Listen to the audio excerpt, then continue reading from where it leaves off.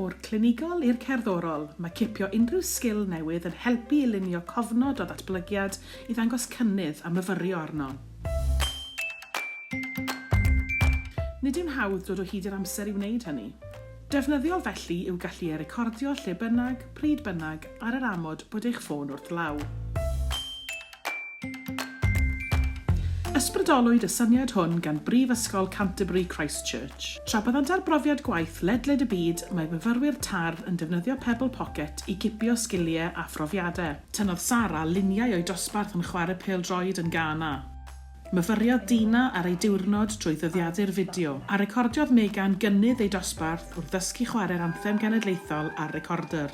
Yn y cyfamser, ym Mhrifysgol Monash, helpodd Pebble Pocket i fyfyrwyr ar ddangos ei dealltwriaeth o anatomi a ffisioleg. Tynnond luniau o gyhyrau ac esgyrn arnynt ei hunain gan ddefnyddio paent corff, a chipiont ddelweddau trwy'r ap i'w hychwanegu at bortffolio.